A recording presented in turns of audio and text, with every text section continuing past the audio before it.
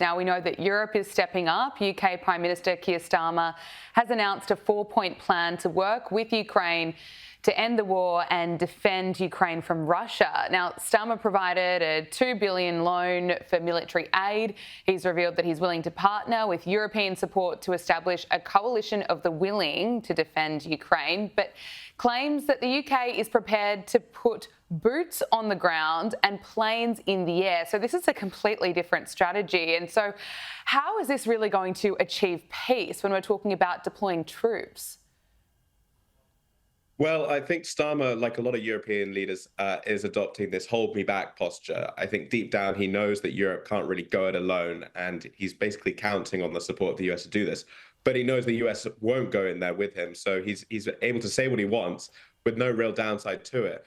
Now, I'm not particularly sure that Starmer knows exactly what he's doing here, because the truth is that the UK military, much like the EU's, is completely hollowed out. There's something like 5, 10, maybe 20,000 available troops for full combat deployment. And then add to that, there's a recruitment crisis going on.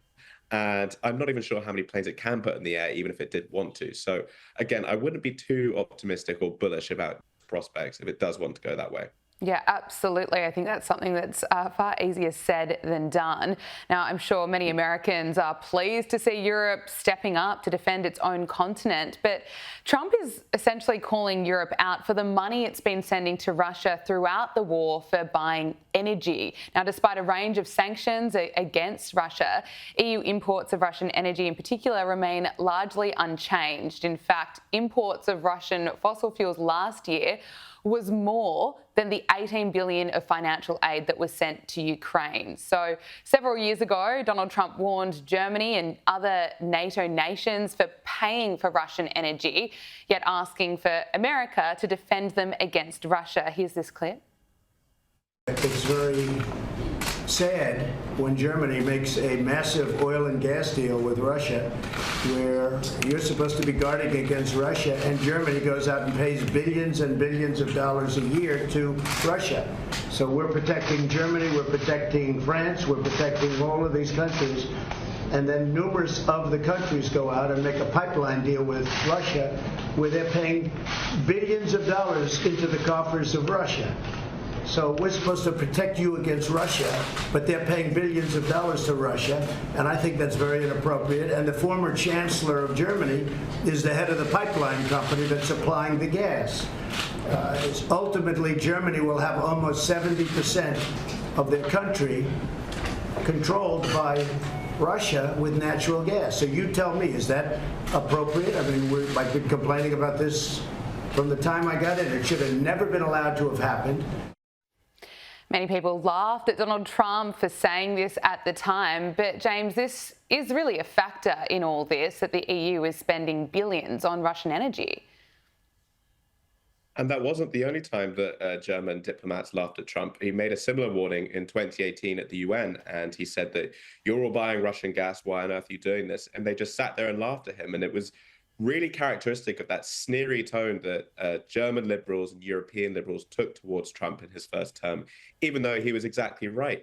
And guess what? Fast forward 5, 6, 7, 8 years, it's Germany that's now paying the price for it. Its economy is in the tank because its economic model was entirely predicated on buying cheap gas from Russia and importing materials from China, both of which it can no longer do. And that's why we're seeing this right-wing resurgence happening in the country that happened 10 days ago in the election as a kind of rebuttal to what was going on with that German establishment. So I have to say, Germany has been really proven wrong here, and Trump, he has to leave this conversation feeling quite vindicated. James, I want to talk to you about what else is going on in the US, and apparently Republicans should watch out, because guess who's coming back? This time he's going after the top job, the failed vice presidential candidate Tim Walz. Yes, he's considering running for president in 2028. The 60-year-old Minnesota governor didn't rule it out, didn't rule out the idea of running when he was pressed by the New Yorker. He said, if I think I could offer something, I would certainly consider that. He said if the circumstances are right and he has the right skill set for the moment, he'll then do it. James, what are his chances here? Will Americans accept that this is the guy who repeatedly suggested that Donald Trump was a Nazi? He's, of course, known for putting tampons in boys' bathrooms, for making his state a place for minors to visit so they could get sex changes. And, of course, he lied repeatedly about his military record. Does Tim Walz, does he have a chance? Is he really the Democrats' best shot? I think Tim Walz is the best possible candidate to have in 2028 if you are a Republican, because they will win in an absolute landslide. I cannot even believe that this man is in the conversation for 2028. And it's a really damning indictment on the party when we are having to recycle these 2024 has-beens and somehow put them forward as if they're this fresh new candidate who are going to be able to take on whoever replaces Trump in that election. I think it's appalling. And let's not forget how Tim Walz got in this position in the first place. He had a very good news cycle shortly after that terrible debate by Joe Biden, where he basically called the Vance and Trump team weird. He got 2 weeks of good news coverage for that. And then Kamala Harris, in her infinite wisdom, thought, this is my guy, this is my candidate, he has to be my VP. She chose him, and I think she realized pretty quickly how badly a job he was doing, and that's why he was phased out towards the end of that campaign. But again, I just cannot believe that we are having to have this conversation in 2025 when there's not a huge range of candidates at the moment, but there's got to be someone better than this guy. Most underwhelming candidate. He even made Kamala Harris look good. Not quite, but, you know, I think people could agree that he wasn't as good as her, which says a lot. But, hey, I don't think he's really got the message if he's claiming he might have a run at president in 2028. James Billot, editor at UnHerd, thank you so much for joining us. Thanks, Gabby.